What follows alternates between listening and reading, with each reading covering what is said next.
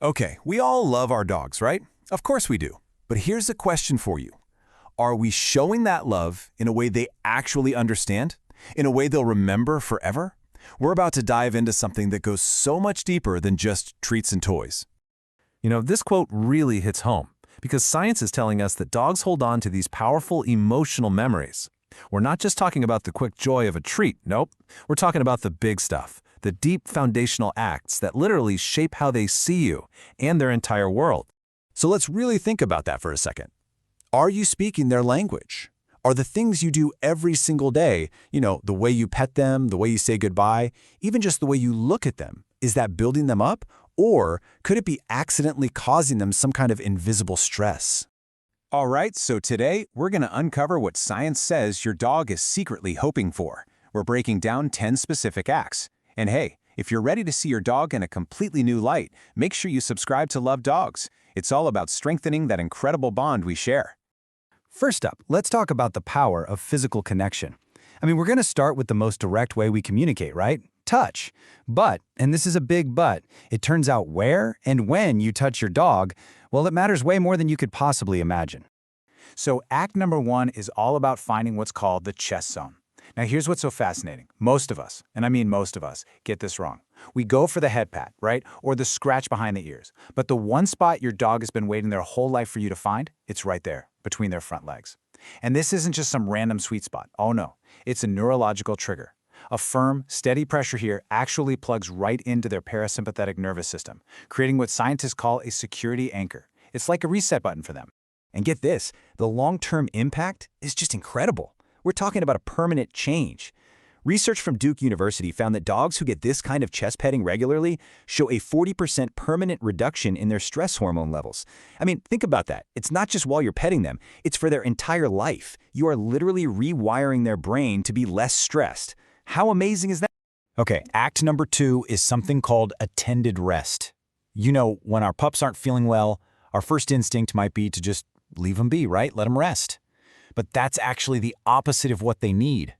Your calm, quiet presence in the room provides something called social buffering.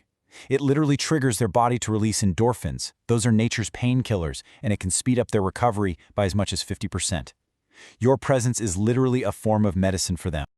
All right, let's move on to section 2, building unbreakable trust. Because all this physical connection, it builds something even deeper, right? Love isn't just about cuddles. It's about making your dog feel completely safe and secure in their world. And that all comes down to trust.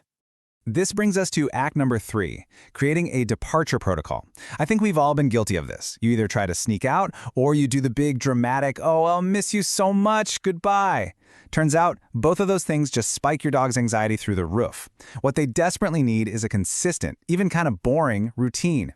Maybe it's a specific phrase you say or a special toy that only comes out when you leave. That simple repetition tells their brain, hey, it's okay, they're coming back. And studies show this can cut down on destructive, stress-related behaviors by a whopping 65%.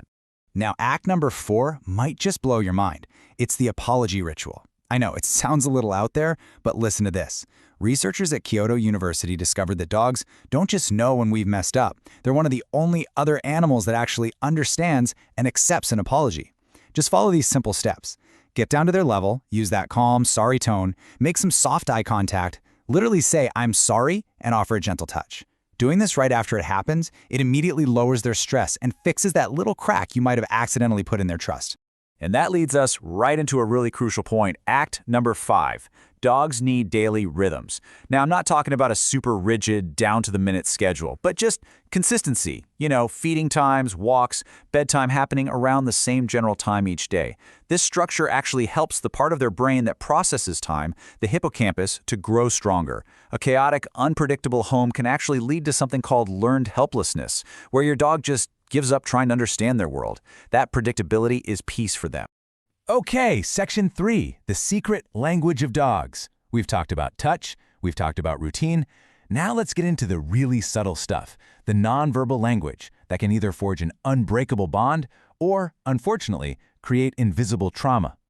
This is so important. The way you look at your dog, it's everything. A hard, direct stare, in the dog world, that's a threat, period. It instantly spikes their cortisol.